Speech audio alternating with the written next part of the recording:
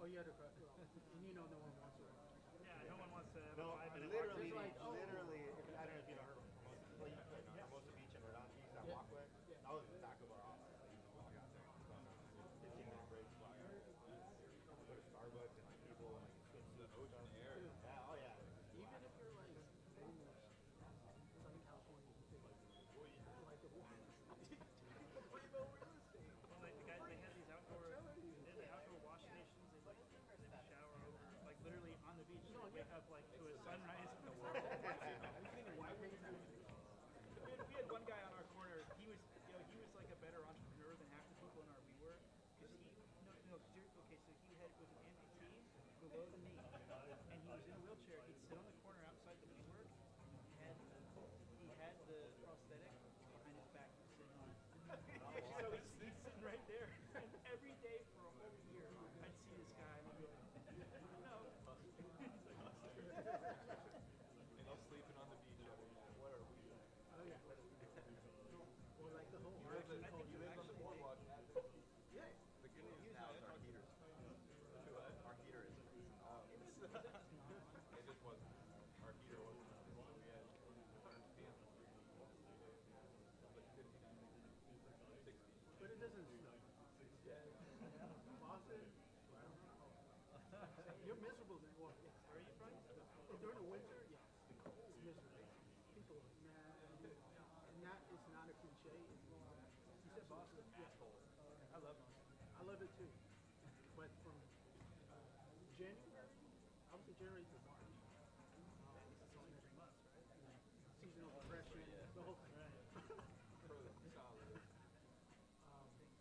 Nowadays, like June, like middle of June through like end of August, it's like actually dangerous to be outside. Yeah, with the humidity.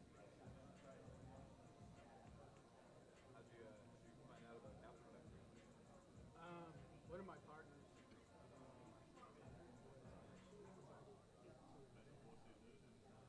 when we were working on a startup prior to coming on my team. And once he came on board with us, started out as a mentor. Relationship, hey, started to fundraise.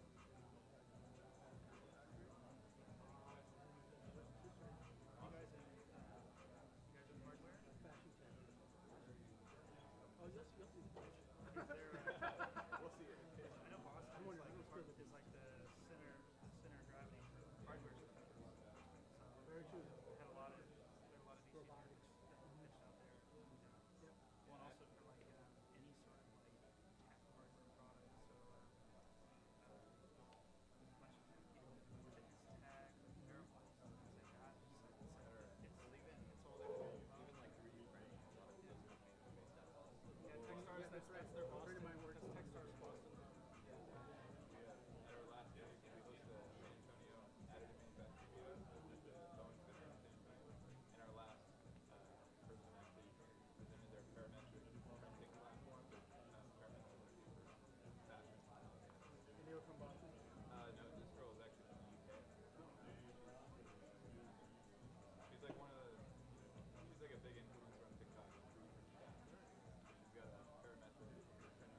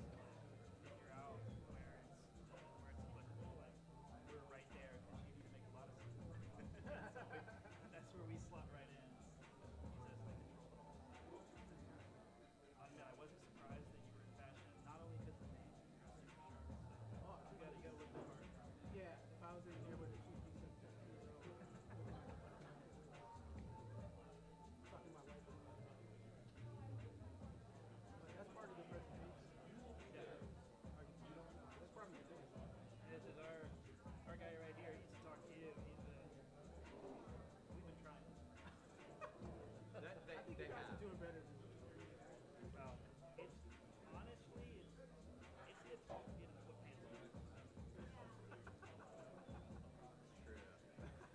And I love it. Every time you come to a pitch, he puts on the leather jacket. It's like that's the fit. Yeah. Smart fit. I mean, I get it. No, it does look good. That and the fitted shoes. But if you were here next week and you showed them the same outfit, then you know it's like, That or like shorts and a t-shirt that I randomly just pulled out. I think it might have been ring your bell. I think sometimes innovators are more focused just on innovating. and he turned that into a positive. Yeah, I don't know. Exactly. I'm gonna start using that. I like this guy. Turn that into a positive. It's like I'm way more focused on what sports things. Yeah. How many hours You had to do that a to day us. for yourself? I've been trying to dog on him forever. You missed it. Dogging on Caleb Johnson. It turned into. It's like, The green light's on.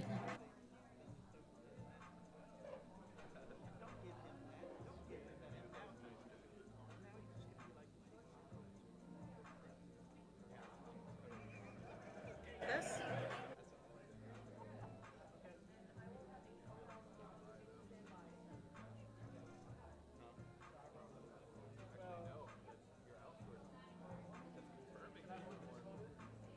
literally, and the only reason he has that is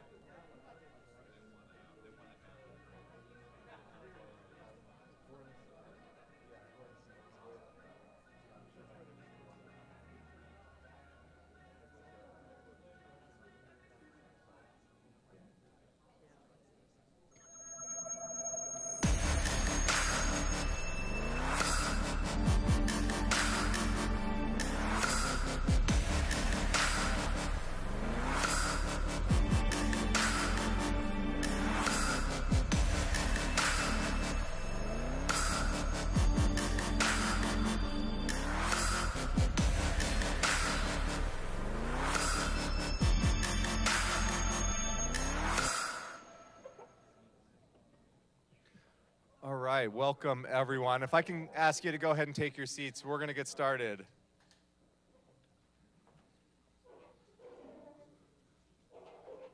All right.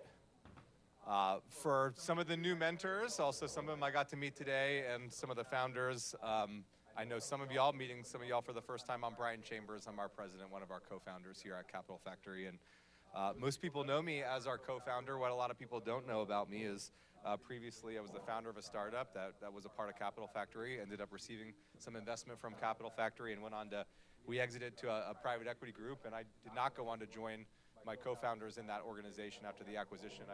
I jumped in to help Josh and Gordon and the team here at Capital Factory really start a new initiative. We call it the Texas Startup Manifesto.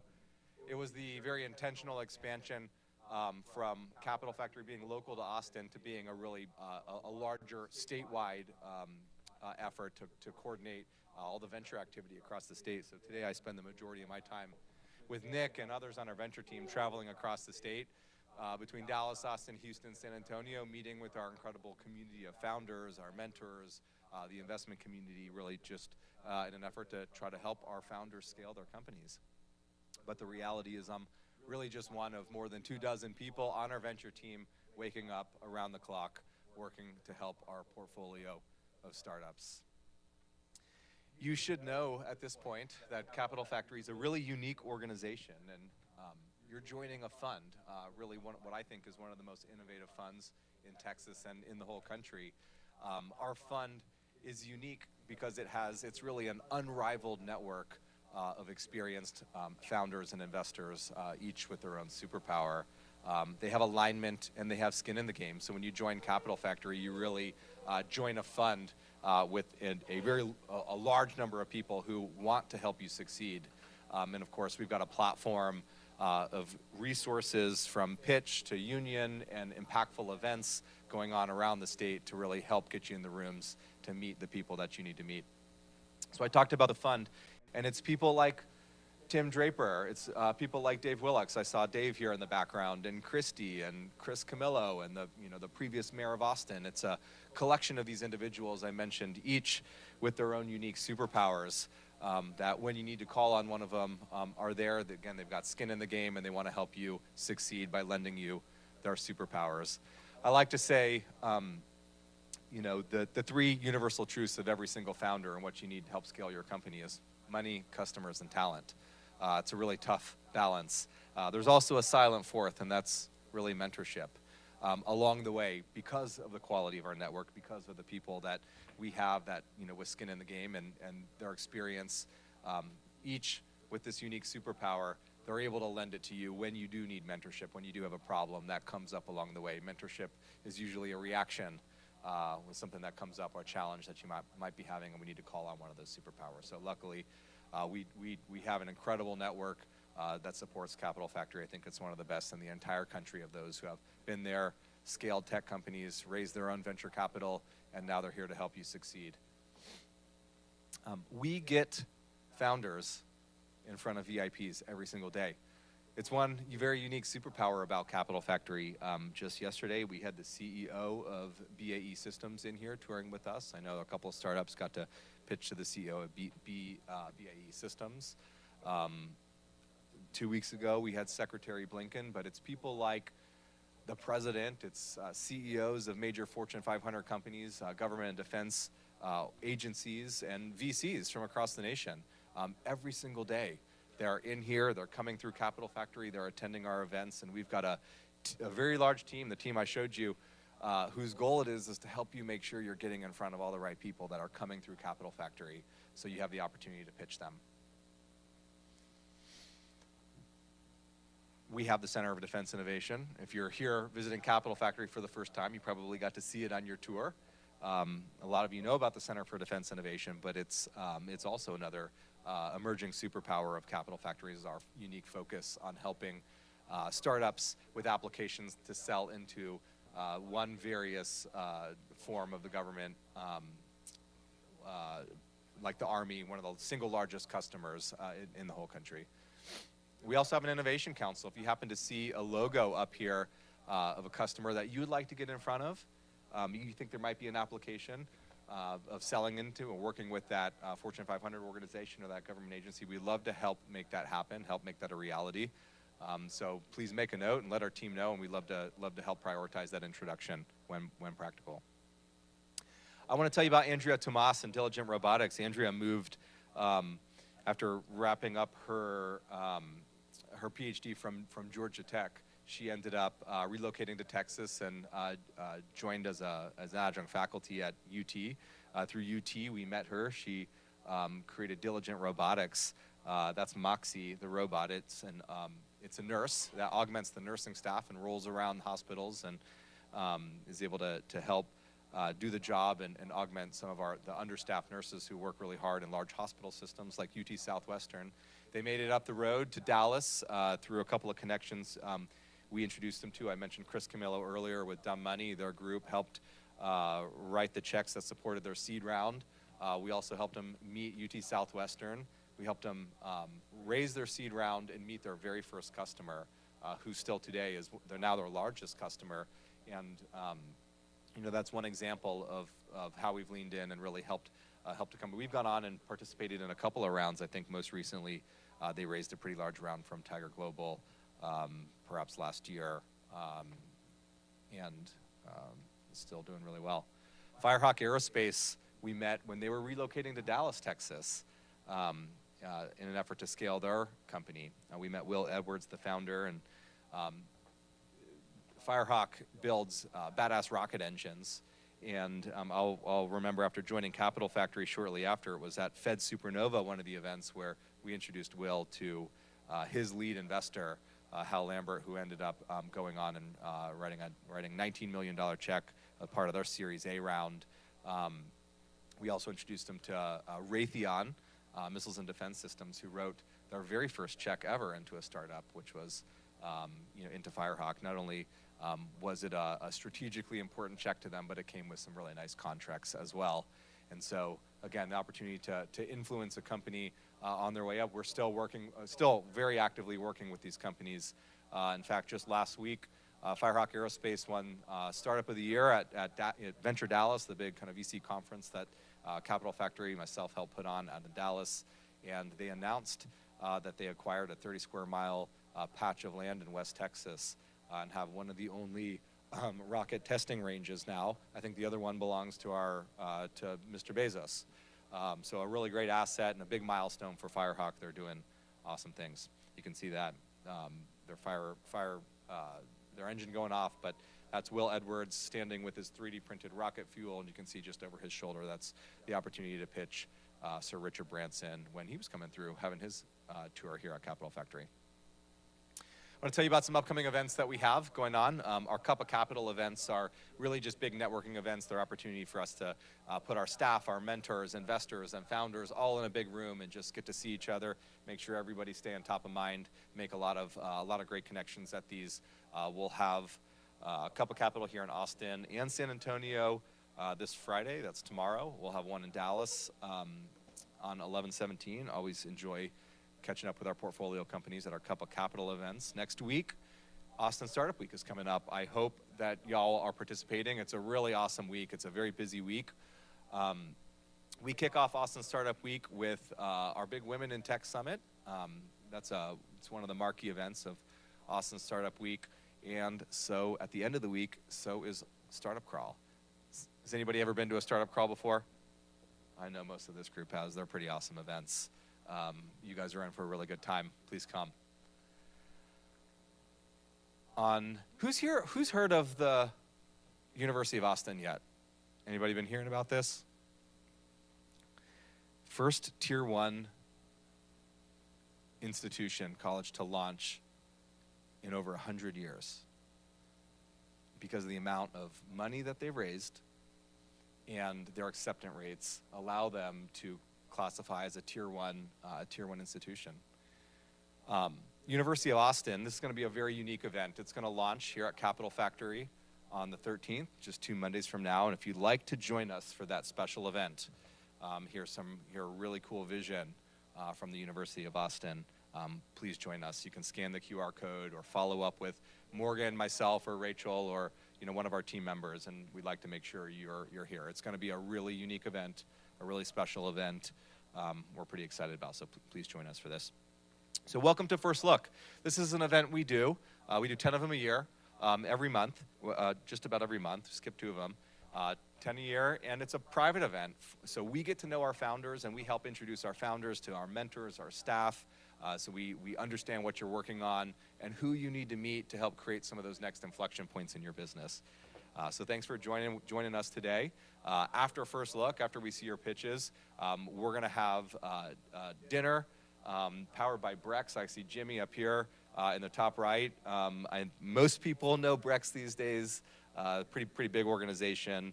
They've got about a third of the entire startup market, venture-backed startups that they work with, help scale their financial stack. We really enjoyed our relationship with Brex over the years, and what's so unique about Brex is that they went through YC many years ago. They have the ethos and the culture of a startup having kind of come through YC. They went through YC as a virtual reality company. And they've pivoted a number of times along the way, and you just see that, you feel that in the ethos and the quality of the dinners that they put together and their values to put their best foot forward, and first and foremost help founders by making the connections to other investors and other founders that really go on to help them. So we enjoy hosting dinners and events with Brex. Mentors, investors that are here today, follow along at pitch. You should have been sent an email where you can access all the pitch profiles for the companies that we'll be pitching today. So this is me doing the kickoff. You're going to do 4-minute pitches. Again, reminder, there's no Q&A. This is us getting to know you. We'll get to talk a little bit afterwards. There'll be some one-on-one meetings, and then we're all going to get together, walk across the street, and go enjoy a steak, a pork chop, a really nice salad. Looking forward to spending time and just really getting to know y'all. All right, my favorite part. Let's get this party started. Nick? Thank you, Brian.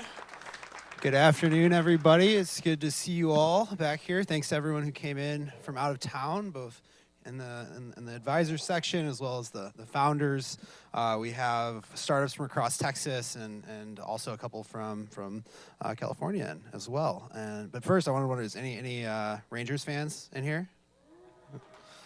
Let's go. I love the Rangers because it's the Texas Rangers, not the Dallas Rangers, so we can all get behind it. Especially the day after they win the World Series. So that was exciting, and enjoyed watching that with my wife, who is from Dallas and been a fan for a while. So it's really cool. But before we get started, I want to introduce myself. I am Nick Spiller. I'm a venture principal here at Capital Factory. I lead our deal flow. There's 3 parts of my job. 1 is to bring companies into the portfolio, all the best companies. 2, introduce them to all of our investors. And 3, tell the success story on the podcast. Of course, I do that with the big team that Brian told you about earlier. And it's a pleasure to do that. And it's really meaningful thing that I enjoy a lot. I have one request of everyone in the room is if just each of you would do one thing to help one of these startups you hear today, there's going to be big impact from that, and whether that be an introduction to an investor, customer, employee, or even just giving them a pat on the back at the end. That's very helpful. So thank you for that. Thank you to the founders for being here. Thanks, Jimmy from Brex. Excited, and we're going to kick it right off. Last month touched on a trend we have. I think the last 3 or 4 months we've had one aerospace company out of LA come and join us. And the first one we're going to talk about today is the latest edition of that trend, Charter Aerospace. Sid, our trusty aerospace scout, brought him in, so thank you, Sid. And Yukshi is an interesting founder. We've really gotten to know him the last week or so. He's been hanging out here. Yukshi was on his way to London from LA to meet with JPL and Olu from Solidian Space. Additive Space Technologies was the name when they pitched here 3 months ago. Said, hey, you got to stop by Austin on your way, meet this guy Sid, check out this place, Capital Factory. I think he was impressed because he's back here to join us today. So let's welcome Yuchi to the stage.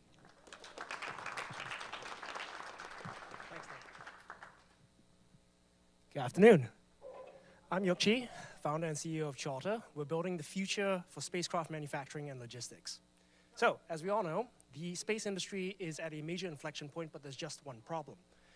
This is what their engineering workspaces currently look like. It's more 2001 than it is Space Odyssey. And this makes for a bad systems engineering experience, or what we call a bad SysX, for everybody.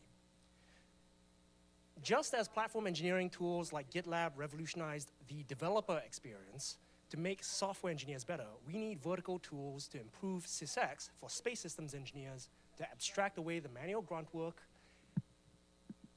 and improve information and knowledge management. This is a representative example of what a typical space systems engineer's tool chain looks like, and this is how work typically flows within it. As you can see, it's a lot of interactions, a lot of back and forth, and a lot of friction. All of that adds up to a bad SysX. And bad SysX is draining the industry, costing 60% of engineering hours across both startups and enterprises alike. Between delays, long lead times, lost productivity, and mission failures caused by critical errors introduced by humans, it's costing us an annual $44.5 billion. Charter is solving this with the world's first unified OS for space engineering. Meet Ubic, a single integrated source of truth that gives engineering teams a central nervous system for the day-to-day work. Ubic ties together requirements management, program management, systems engineering, logistics, and regulatory compliance to keep everybody on the same page. During Techstars Demo Day last year, we announced a collaborative pilot with the NASA Jet Propulsion Lab, as Nick alluded to earlier. I'm proud to announce that we went live with them in September. Right now, we are supporting humanity's search for life on distant worlds like Enceladus. And with JPL, we are supporting the most advanced engineering work to have ever taken place in human history. And we are applying those lessons to better support our defense and enterprise customers.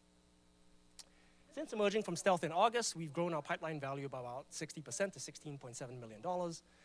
With over 80 aerospace companies on our wait list, we're ramping up development as we expect continued growth.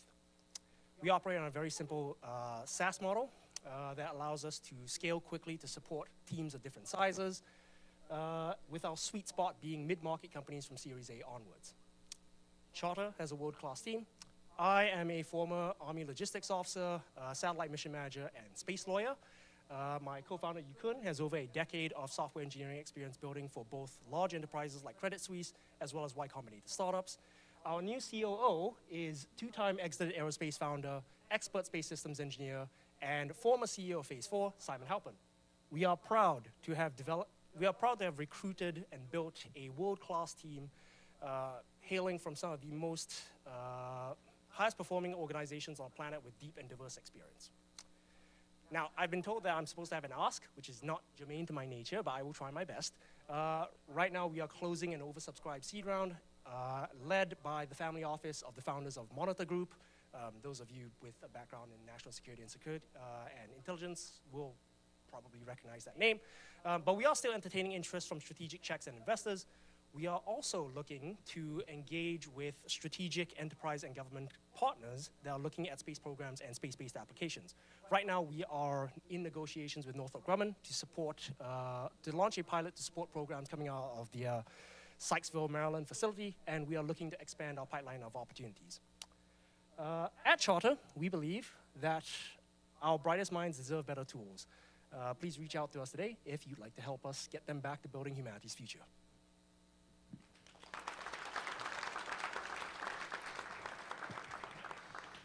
Thank you, Yushi. All right, moving right along. This next founder is a personal story for me, and like many of y'all during the pandemic, I spent hours reaching out to people on LinkedIn, founders specifically, trying to get calls, and met a lot of really interesting people from all over the country, and was able to just chat with them, help them on their pitch. And the next founder is one of those, Ben. And Ben came down for South by Southwest. I said, hey man, come crash in my house, check it out, what we're doing. He had a blast. He said, how do I be a part of this? I said, well, let me introduce you to our associate JT. JT brought him in, and now we're back here right before Austin Startup Week and ready to hear Ben and welcome him to the Capital Factory family. Welcome, Ben. Thank you. I have the hair piece. Thank you. Thanks so much, Nick. Well, my name's Benjamin. I'm an entrepreneur and UX designer. I also recently decided to go back to get my executive MBA degree, as if launching a startup wasn't challenging enough. So I'm also the founder of Spooler. Spooler is a seed stage tech-driven apparel company that combines fashion and technology to help people take control of what they wear and the statements that they want to make. Since inception, we've generated north of $500,000 in revenue. We already distribute to 13 countries globally, and we've been profitable every single year. Even during the pandemic, we saw a 300% increase in revenue. Part of that was due to the shift from brick and mortar retail to e-commerce, but a large percentage of that was due to the experience of our team and our strategic leadership that spans 3 generations of the fashion industry, including tenure with some of the world's most recognizable brands, including Sesame Street, Nike, NFL, and then Intel. So in 2019, we actually did some market research, and we discovered that designers and clothing creators were experiencing huge hurdles in creating products and going to market, stemming from slow consumer response, huge overhead to operate, and lack of social responsibility. And so we formed the hypothesis that if we could create a platform that helps designers go to market faster and more efficiently with lower overhead, and that could provide social impact, we can not only be the leader in that space, but we can help solve this problem for creators and then for the fashion industry as a whole. So our solution is we created the world's first e-commerce store and marketplace for designers that earn passive income based off of product sales.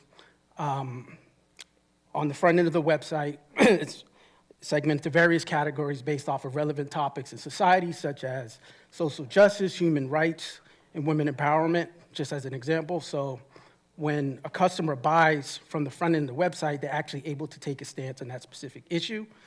And on the back end, designers are earning income from product sales from them sales on the website. So these slides are actually out of order. So this is an example of the front end where we segment to various categories based off of these topics in society. People buy, and we're using AI technology to actually monitor the trends so that we know what are the most relevant topics and issues that consumers and people in society care about. So our top designer on the platform right now earns roughly $360 per week on a 20-hour basis during peak season. According to BuzzFeed.com, the average Uber driver makes $800 per week, and after fees and expenses, it's roughly $400. So basically, this slide is my solicitation to any Uber drivers to come over to Timeless. But it really just demonstrates the earning potential on the platform. So this year, we hit some major milestones, focusing on 2 key metrics. One, product sales. We increased our product sales over Q3 by 107%. That was for our back to school, which is one of our busiest seasons. And then we increased our user base by 100 users without any marketing. So now we can actually predict $30,000 in recurring revenue every single year just from memberships. As I mentioned, there's been a huge shift from brick and mortar to e-commerce, so we've benefited from that. But fashion e-commerce happens to be one of the most fastest growing segments in e-commerce, looking at over $1,100 billion by the end of 2027. So our major 3 competitors are Zazzle, Threadless, and Teespring, which are more generic platforms that just provide on-demand printing. And we feel our differentiation really gives us a competitive advantage, and quite frankly, Spooler is just cooler. I don't know what to really say. So we're raising $5 million off a $50 million valuation with 10% equity in the company. Our projections next year are $600,000. We believe with investment, we can very easily scale up our user base. And our prices based off of the added value in the platform. We're looking at a 100% growth rate over the next 4 to 5 years to give investors return on investment by 2028. So the one thing I didn't mention in this presentation today is that I once was that designer trying to start a business and build a brand. And so building this company and this platform has a lot more meaning and purpose to me. And so we're inviting everyone today so as to join us on this journey into helping to combine art, fashion, technology, and social impact to help to create a future for younger generations of creators that's timeless. Thank you.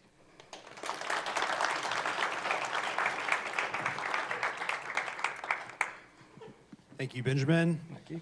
All right, moving right along to our third startup, which hits on another theme we've been excited about here, especially Brian, is neurotech. And we've had a bunch of really interesting neurotech startups come through, and this is the next one. And it was Jacob from Motif Neuro, another one of our portfolio companies in Houston, introduced us to Nishant from Surf, and we met him and quickly realized it's a pretty interesting thing we need to get involved with. And I'm excited to introduce him to y'all right now. Welcome, Nishant.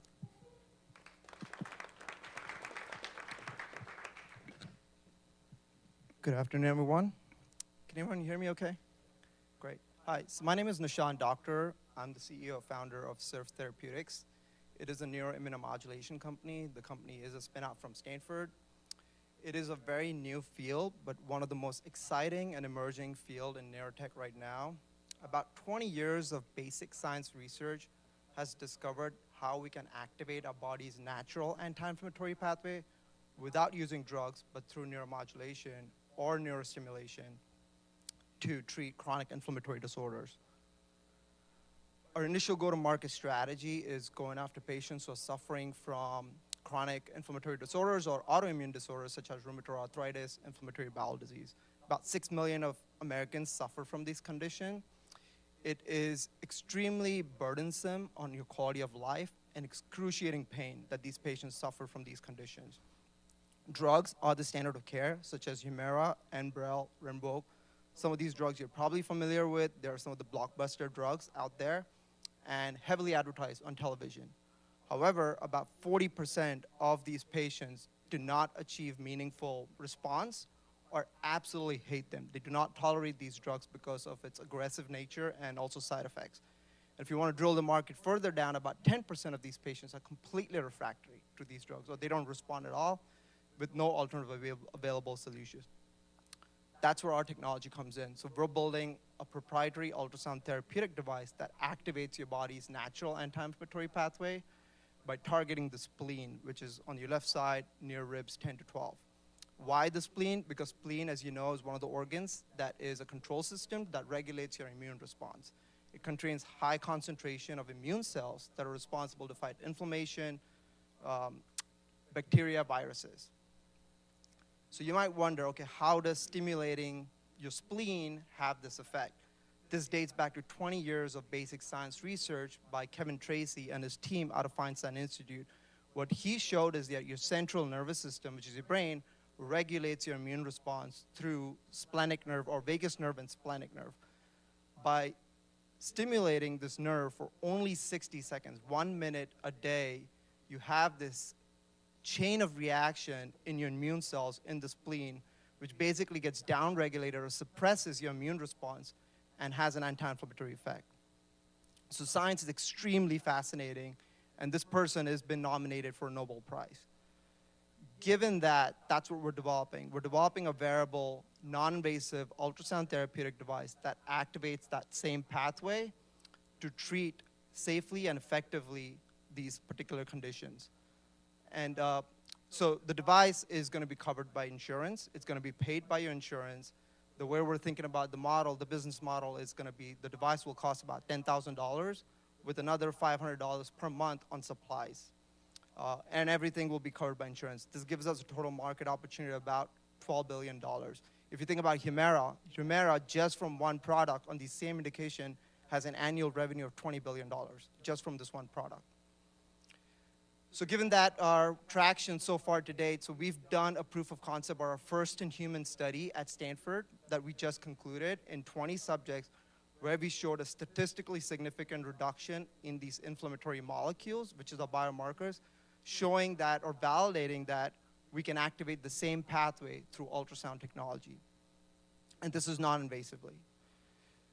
To date, we have completed our first in-human study. We've closed our seed round of 2.5 million. We actually just opened up again to oversubscribe. So if anyone is interested to participate as an angel, we're open to that. But most of our investment have been through institutional investors. We're open to taking checks from angels. So that would be my ask. If you're interested, we're open to that. That funding is going to help us carry our second trial, which is in partnership with Texas Medical Center in Houston, as well as another clinic in Austin. We're partnering with them to use our proprietary device to finish that trial. And once we conclude that trial, we'll start a Series A round. We've built a very talented team to date. Some of the people who've been in this industry for many, many, many years, and a very strong advisory team to help us take this company forward. So yeah, thank you so much for listening to Surf.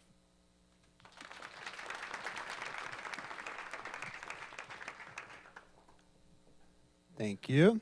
All right, our next founder spent most of his career doing oil and gas projects over in Houston, moved to Austin back in August, I believe, and came to Cup of Capital, met the team, and excited to welcome to the stage right now. Welcome Ananth from Siberium.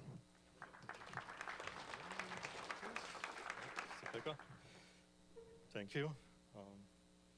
See if I can. There we go. Okay, so Siberium is a project governance platform. I call it project governance and not project management for a reason, and you can definitely ask me why after the presentation, right? So we are there to make big capital projects with multiple participants perform better. We want them to be on time, we want them to be on cost, and we want them to deliver what they're supposed to deliver. I'm going to tell you why this is important and how we are doing it, right? Okay, so this is me, and thanks for the introduction, Nick. So I spent most of my career building mega projects, right?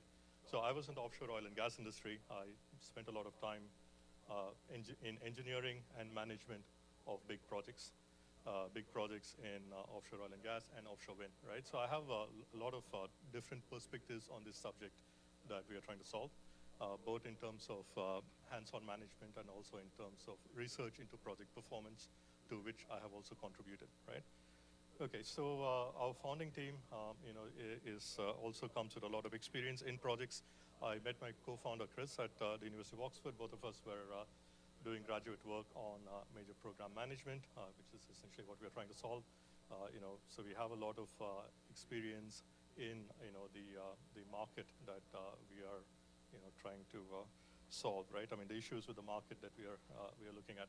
So the size of the market is pretty large. I mean, some of these statistics are probably pretty familiar to a lot of people. Construction market, the construction project market globally is about $10 trillion a year. Capital projects, which also include construction market. The construction market is about $10 trillion a year, so about $15 trillion or so of major projects, right, each year, which includes mega projects, which is about 6 to 7% of global GDP. And along with this, the other thing to remember is the importance of these projects, right? So this is a really big market.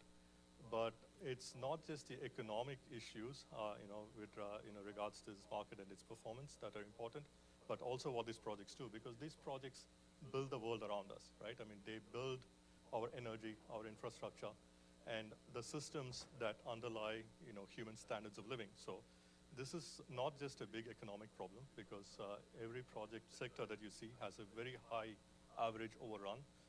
If you look at, for instance, power projects, right, you're looking at an average schedule overrun of 70%, and you can see that for pretty much every sector. And this is representative of a market segment that is multi-trillion-dollar segments, right? So this is essentially what we're trying to solve. So we are very interested in solving this issue, not just because of the commercial value proposition, but also because of what we think of as our mission, because we see that solving this is a legacy that we want to leave to the world, right? This is something that we are deeply passionate about solving. Okay, so we know what causes project underperformance, right? Complexity is inherent in big projects, right? Complexity affects forecastability and planning. So project planning is an exercise in forecasting. Forecasting in complex systems is very difficult, right? You are looking at emergent outcomes. Emergent outcomes have a lot of limitations on forecastability, right? Human forecasting, human management of complex projects is prone to a lot of cognitive limitations. And other big issue is every project, every big project is a collection of independent companies that have to work together. Each company has their own shareholders, they have their own interests, and it is very difficult to coordinate this complex work across all these stakeholders that are coming together to work on this project. So, and this is essentially what we are solving. The project management tools that are used today have a long history, dating back about 100 years. And our primary kind of, the incumbent tools that are used for the most part are Microsoft Project and Oracle P6, which were basically rolled out around the 1980s. So essentially they're implementing a lot of the methods that are developed back in the 50s and 60s, most of them in defense programs in the United States, right? So this is essentially the market to which we're bringing in these new capabilities. So this is basically a paradigm shift, right, that addresses the fundamental causes of project underperformance, right? So what we are essentially doing is we are looking at machine learning to forecast and to plan. So we have the ability to forecast cost and schedule risk, what causes this risk, and we can distill this down to individual activities that cost it, right? And we are, so essentially that's what we're doing. We're looking at previous projects, we're looking at the current project, we are looking at a plan for the current project, we are learning from previous projects, and we are combining these two things together to have more accurate schedules, to have forecasting of early warning of potential problems, right, during execution, better planning, and during execution, early warning of issues. We're able to optimize workflows, we're able to distill down problems to individual companies and to individual activities, right? So we are combining data analytics and machine learning in order to do so. The other big general purpose technology, GPT, that we're using is Web3. The reason we're using that is because, as I had mentioned, a project is what we call a meta-organization, right? It is a collective of independent companies with their own self-interest. Each one of them has their own schedule. Each one of them has a contractual relationship with each other. Schedules are not connected with contracts, and schedules are not connected with other schedules. So this is basically a disconnected system across all these companies. We are using blockchain technology and smart contracts to connect all the companies together, to stitch together the organization from across all the companies that are working on a project.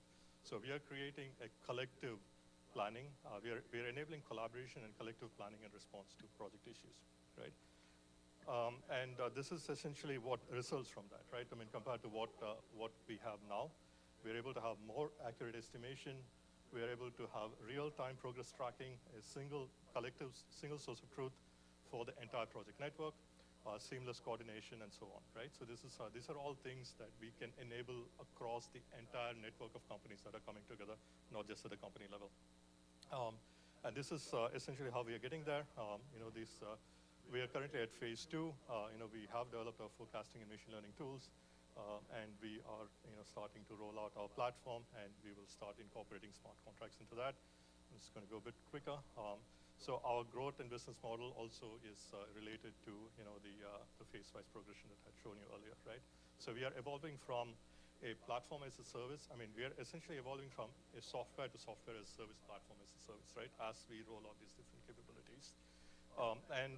This, our go-to-market framework essentially capitalizes on the networks that we have, and also the fact that each project, brings a bunch of companies together. So each project is an ability to go to market to a network of companies, right? So this is the other thing that we're capitalizing on. Timeline, we have a NSF Phase 1 grant, which we received about 4 months ago. So we are working through our Phase 1 grant. We are eligible for a Phase 2 grant in the near future. So this is, again, a really good reason for us, why Capital Factory is a really good fit for us. The ask is that we will be raising our first round between Phase 1 and Phase 2, which allows us to continue our growth, to continue our build, and also to maximize, the phase 2 grant, which has, a 50% match from the NSF, right? So this is something that we do want to talk about, right? And I think I will, stop over here so that we have a lot of documentation about the technology that we are building. We have granted patents, we have published papers, etc., that gets into the depths of everything that I've explained, right? So that's all I had, and if there's any questions, I'll take them later.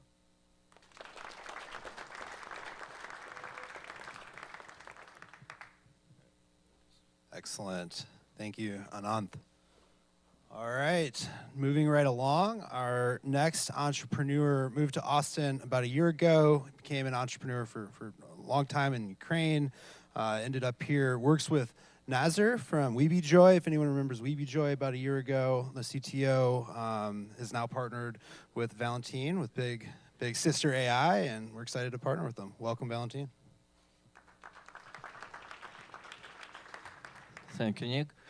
Hey there, I'm Valentine, and let me share our story about Big Sister AI. Maybe for last 15 years, I have been running top sales consulting company in Ukraine, White Sales. We managed hundreds of sales teams in Europe, and I saw that a lot of companies, maybe the most of SMBs, don't use data-driven method for management sales teams because they don't have data. They don't have data, they don't have sales ops, resource, time for working with it, and maybe they use some routines process, some experience, some knowledge, maybe sometimes astrology, but not data. That's why in the same time, I have been playing in FIFA Manager on my PlayStation, and I wondered why soccer teams have so many skills metrics, but sales teams don't. And after watching movie Moneyball, I decided to do the same thing for salespeople.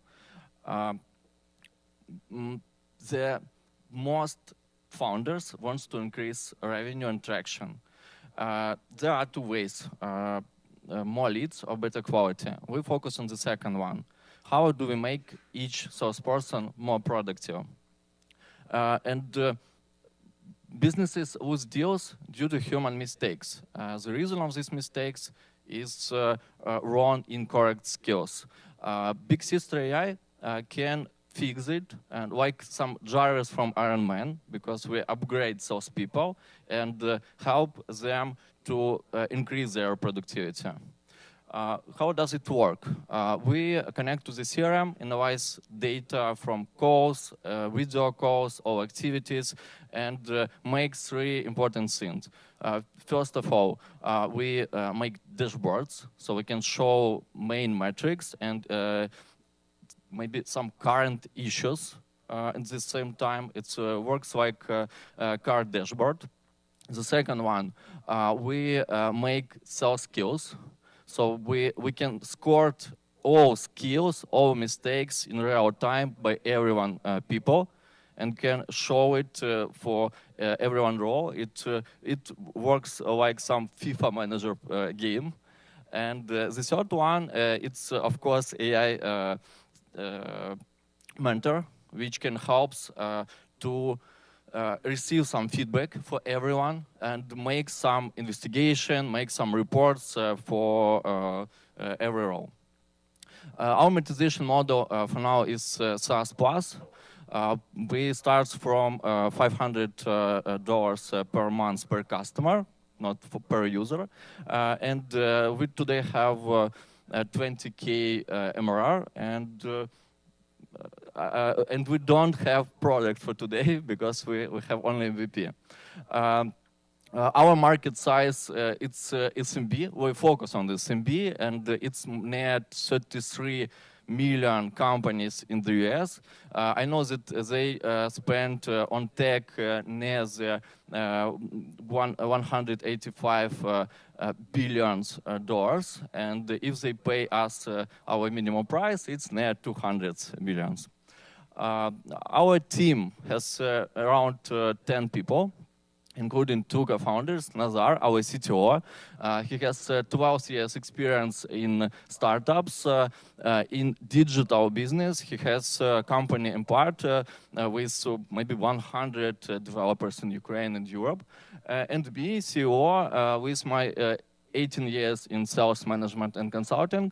I have White Sales, maybe the most famous Ukrainian sales consulting company. We worked last 15 years in Ukraine, and now we're still working with war. We have our own methodology, our book, our podcast, our channels. We have lectures in Ukrainian business universities. That's why I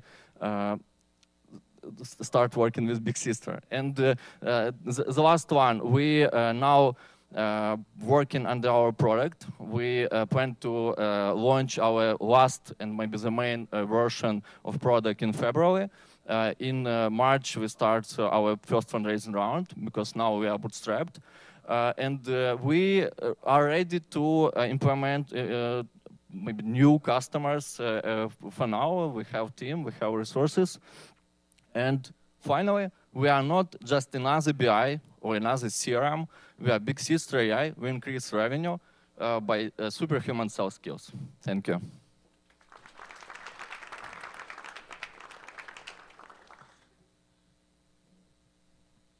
Thank you, Valentin. Excited for you to convert your podcast to English so I can listen to it. All right, a couple more left. The next founder, just earlier today, shared that from the outset of the venture, joining Capital Factory is one of his goals and why he wanted to be part of us. And there's a gentleman, Noel Green in Dallas, some of you may know, who made the introduction to Brian and Sonica a few months ago, and excited to introduce Rick from Artificial Compute. Welcome, Rick. Hey, everyone. I'm going to try not to say the word AI through the whole presentation. Cliff, spoiler alert, I'm going to fail. All right, so let's go here. All right, so again, we're Artificial Compute. My name is Rick Lopez. I appreciate the opportunity to kind of present this project to you. In short, we build artificial employees for businesses. And the reason why, there isn't a small business owner today that isn't aware of the opportunity in front of them with AI. The problem is that most business owners still say that AI in its current form is way too complicated for them. And why is that? Well, if you try to get meaningful work done with AI today, it actually looks something like this.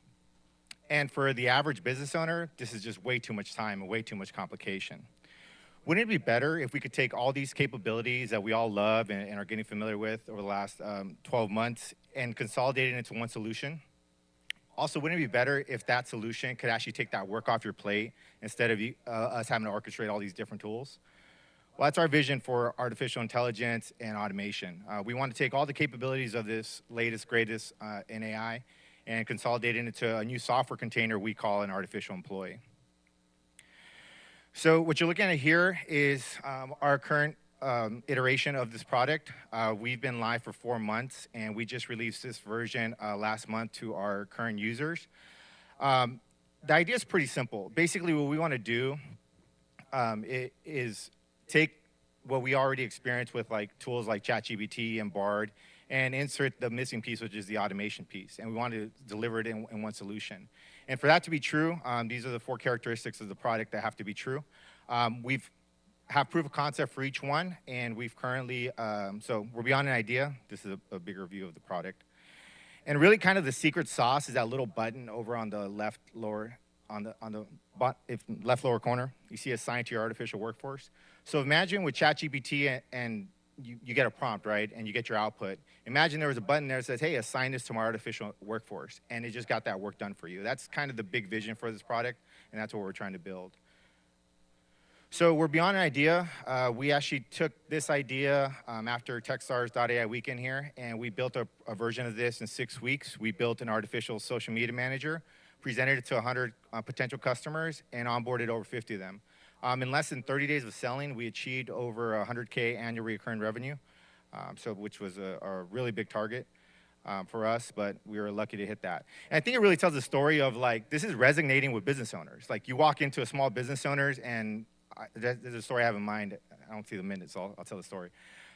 Walked into a contractor. He has about 20 employees, runs a water heater warehouse, and he literally was with ChatGPT trying to create a quote for an RFP that he got with the city, and he had never created a quote for the city. It's a perfect use for AI, but he's a contractor. This is a tool, and he said, "I've already been on this thing for 5 hours. It's got to be better than that." So that's really our vision: is we want to add the missing piece of generative AI and deliver it in a way that actually gets work done for small and mid-sized business owners. So the potential market here, I thought my numbers were a little high. After today, I think they're a little low in terms of how big the market is. But realistically, I think in 18 months, given the right investment and delivering our vision for our beta in February, we can achieve 20 million of this market in 18 months. And we've actually been able to test these price points the last 4 months with our current private beta. So here are the founders, myself and my co-founder, Robert Marquez. They say you need a builder. They say you need a hustler. He's the hustler. I'm the builder. I've worked at companies like Apple, Microsoft, and led software projects recently. I led the development of the mobile app for Saks Off Fifth, $700 million a year.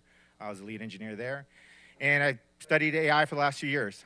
First time I saw AI was at Apple, and I knew it was a game changer. Went back to school, studied applied AI, and that's where we came up with this idea, and we launched 4 months ago. So this is our ask. We are currently, I guess you'd consider, in the pre-seed stage. We have 250 hard commit on that 500,000, really from small individual investors and friends and family.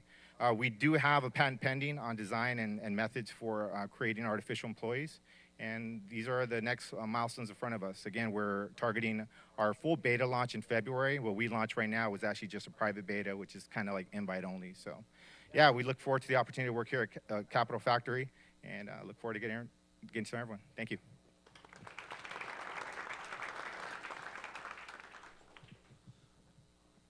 All right, thank you, Rick.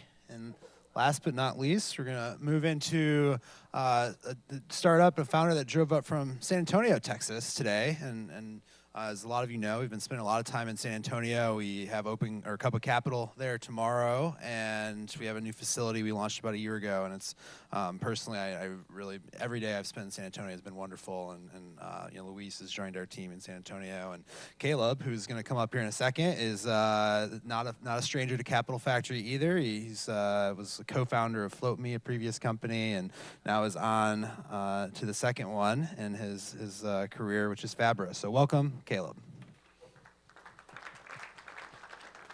Thank you. Sweet.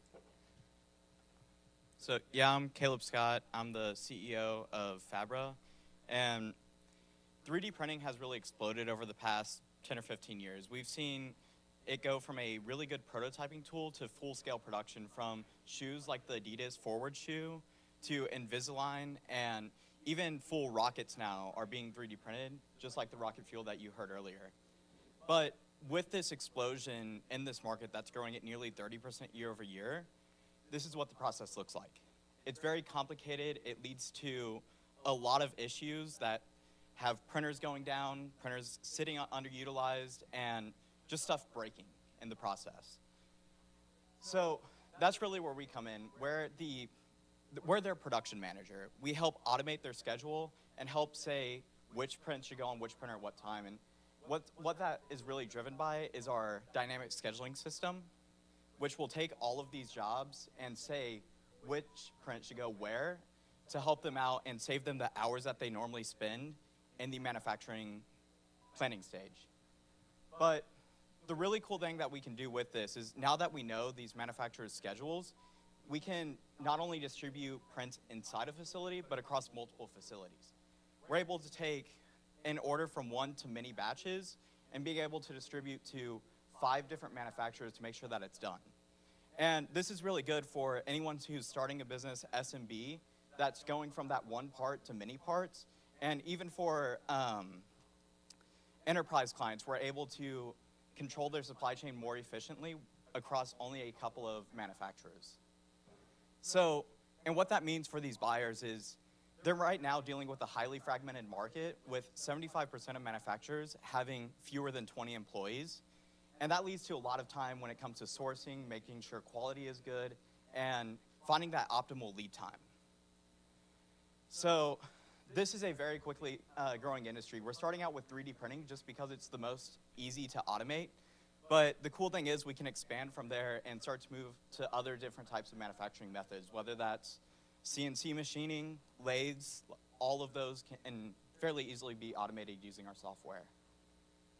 And we're starting out with a fairly cheap software that allows manufacturers to join with a low barrier to entry, since really what we're pursuing is that 10 to 25% of the network cost that we save in because we're utilizing their downtime and on a printer that would otherwise not be producing any items. So the software space was good 10 or 15 years ago when it was that small scale, 1 to 10 parts, but now it's really complicated for these manufacturers to get anything done. And the manufacturing networks today act more as a broker, going from one person to the next without any true way to properly distribute intelligently and rapidly. So we've already raised $410K and are gearing up to launch within the next couple of months here. And we're a team of founders. All of us have previously started companies, as Nick mentioned.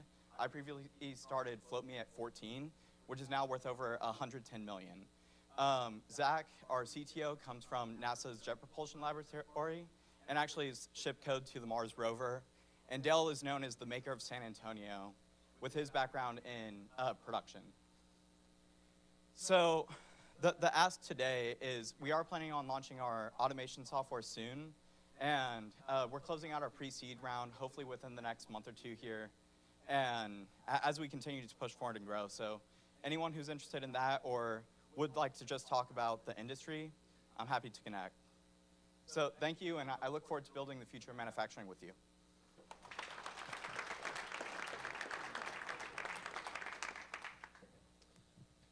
Thank you, Caleb, for rounding us out. And thank you, everyone, for coming back to Capital Factory to meet our new founders. Let's give everyone one more round of applause.